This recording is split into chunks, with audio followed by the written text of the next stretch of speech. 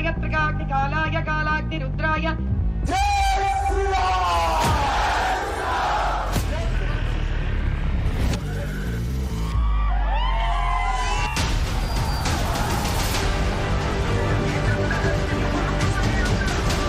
गाय को काट कर खाने का मुद्दा उठाते हैं। आप इसी से समझ लीजिए ये नफरत का राजनीति है। क्या कथिक लोग गोश्त का कारोबार नहीं करते हैं? बीफ है, पॉजिटिव थिंकिंग है और वो विजयी हो। मुकाबला होगा मैडम। साहब उन्हों भड़काने में बाप है सबके, हम क्या भड़काएंगे साहब। वो तो उनकी आइडियोलॉजी है, हैदराबाद के अमन को खराब करने, तेलंगाना में फसाद कराने की।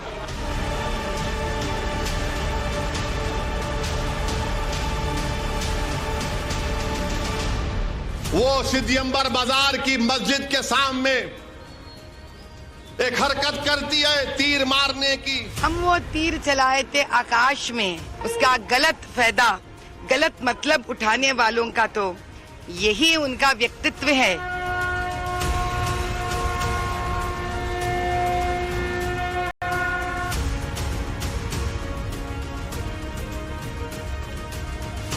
चौबीस के रण में अहम सियासी मैदान है हैदराबाद। ओवैसी खानदान के मजहबी कट्टरपंथ की प्रयोगशाला, जिसके फार्मूले से ओवैसी अब देश में अपनी सियासत की जमीन नापने निकले हैं। लेकिन हैदराबाद में इस बार का रण भीषण है। तेलंगाना की 17 लोकसभा सीट्स में सबसे hot seat Hyderabad Lok Sabha constituency. 1984 से इस सीट पर ओवैसी खानदान का दबदबा रहा है। 1984 से 2004 तक ओवैसी के पिता सुल्तान सलाहुद्दीन ओवैसी यहां से सांसद रहे हैं और 2004 से असदुद्दीन ओवैसी का इस सीट पर दबदबा रहा है। नमस्कार, मैं हूं पिंकी राजपुरोहित और आप देख रहे हैं टाइम्स नाउ नव भारत। हमारी इस रिपोर्ट में आपको दिखाएंगे आज कि क्या कहती है हैदराबाद की जनता, क्या है यहाँ के मुद्दे और क्या कुछ है हैदराबाद की खासियत। तो मुकाबला है असदुद्दीन ओवैसी और बीजेपी की प्रत्याशी माधवी लता के बीच। सवाल यह है कि हैदराबाद सीट पर क्या माधवी लता ओवैसी को चुनौती दे रही हैं? ओवैसी मस्जिद के नाम पर वोट क्यों मांग रहे हैं? क्या इस बार ओवैसी हैदराबाद में फंस गए? इन्हीं सवालों पर आज हैदराबाद का वोटर बोलेगा। तो हैदराबाद के चुनावी दांव प्रतिदांव की शुरुआत करते हैं हैदराबाद शहर के अहम केंद्र भाग्य लक्ष्मी मंदिर से, जो चार मीनार के पास मौजूद है। चार मीनार से बिल्कुल सटा हुआ भाग्य लक्ष्मी मंदिर तेलंगाना की सियासत का मानो एपी सेंटर रहा है। चुनाव दर चुनाव इस मंदिर को लेकर मुद्दा इसलिए बना है क्योंकि बीजेपी, फिर चाहे वो म्युनिसिपल कॉर्पोरेशन के इलेक्शंस हो या फिर असेंबली इलेक्शन, हैदराबाद को भाग्यनगर में बदलने की बात कहती दिखाई दी है। यहां तक कि अमित शाह से लेकर योगी आदित्यनाथ भी यहां पहुंचकर दर्शन भी किए हैं। इसी भाग्य लक्ष्मी मंदिर के पीछे हैदराबाद को भाग्यनगर बदलने का फैसला जो है वो बीजेपी ने किया है जब वे सत्ता में आएंगे। गाढ़े हिंदुत्व के बटन को थामे हैदराबाद के चुनावी मैदान में माधवी लता के जमीन पर उतरने के बाद से आखिर क्यों ओवैसी की नींद उड़ी हुई है? ग्रुप हमको तैयार करना पड़ेगा, मंजलिस को तैयार करना पड़ेगा, यहाँ के जिम्मेदारों को तैयार करना पड़ेगा जो उस इलाके के 10-10 घर की जिम्मेदारी ले लिए। ऐसा हमको एक ग्रुप को तैयार करना पड़ेगा जो लोग को घरों से निकाल कर उनको बोलना कि चलो जाके वोट डालिए। सिर्फ खाली खटका मार के ऐसा नहीं, बल्कि उनको पकड़ना पड़ेगा कि चलिए आप निकल के वोट डालिए। तो ओवैसी को अचानक ऐसे प्लान की जरूरत क्यों पड़ गई? क्या जमीन पर बदली हवा का रुख ओवैसी की पेशानी पर बल डाल रहा है?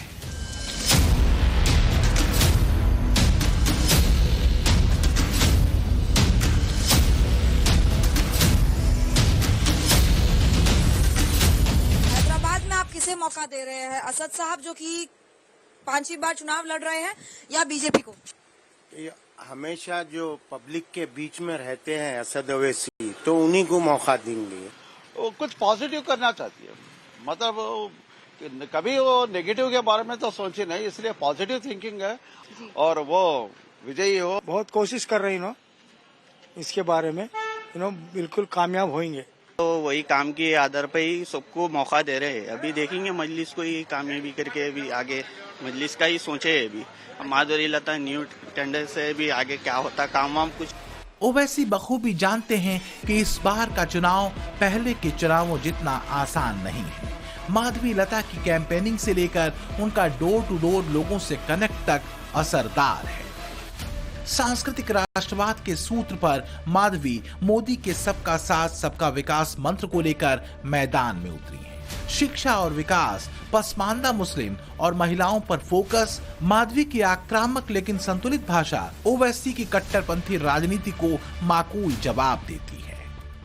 ये अकबरुद्दीन, असदुद्दीन ओवैसी जैसे लोग जो इस देश के मुसलमानों के साथ ना रहते हुए ये लोग बाहर से रोहिंग्या जैसे लोगों को उठा के लेके आते हैं, पाकिस्तान से लोगों को उठा के लेके आते हैं, अफगानिस्तान से लोगों को उठा के लेके आते हैं और इनसे कई नंबर ऑफ बच्चों को पैदा करवा देते हैं ये लोग। क्या कभी इन्होंने मुसलमान गरीब पसमंदा बच्चों को पढ़ाई लिखाई देते हुए उनको बड़े करते हुए देखा आपने कहीं?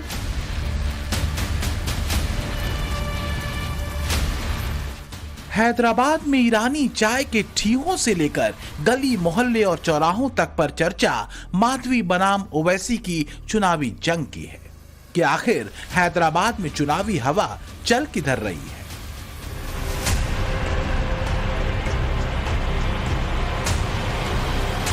हैदराबाद वैसे तो जाना जाता है यहाँ की ईरानी चाय, बिरयानी और यहाँ की बेकरीज के लिए। तो यहाँ की कुकीज और साथ ही ईरानी चाय का स्वाद अगर आपने नहीं चखा तो क्या ही आप हैदराबाद आए।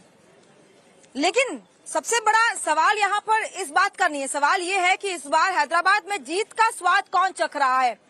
क्या जनता फिर एक बार असदुद्दीन ओवैसी को मौका देने वाली है या फिर बीजेपी ने जो स्ट्रॉन्ग कैंडिडेट फील्ड किया है असदुद्दीन ओवैसी के खिलाफ माधवी लता, उन्हें इस बार मौका देने वाले चेंजेस देख रहे हैं। ओवैसी और माधवी लता में बड़ा अंतर है दोनों की सियासत का अब तक का सफर।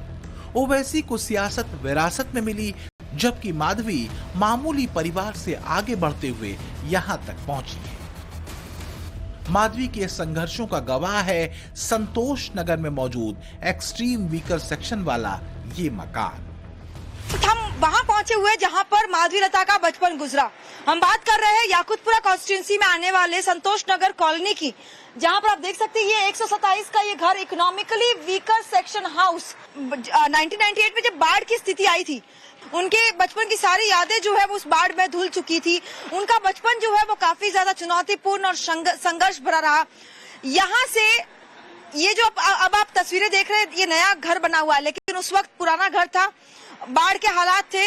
वहां से आज 221 करोड़ का जो सफर उन्होंने तय किया है, भरतनाट्यम डांसर कहे या समाज सेविका कहे, डॉक्टर कहे या बीजेपी की प्रत्याशी जो हैदराबाद में खुलेआम ओवैसी को चुनौती दे रही है। भरतनाट्यम नृत्यांगना और एक समाज सेवी के तौर पर पहचान रखने वाली माधवी लता ओवैसी को इस लिहाज से चुनौती देती दिखती हैं क्योंकि 3 तलाक के खिलाफ अभियान में वो मुस्लिम बहुल इलाकों में बेहद सक्रिय रही हैं।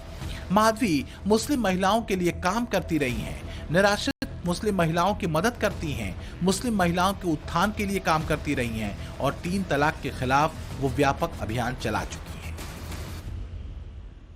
चलो अब डॉक्टर बना लेके जाते हैं। हाँ, चलो डॉक्टर बन जाओ।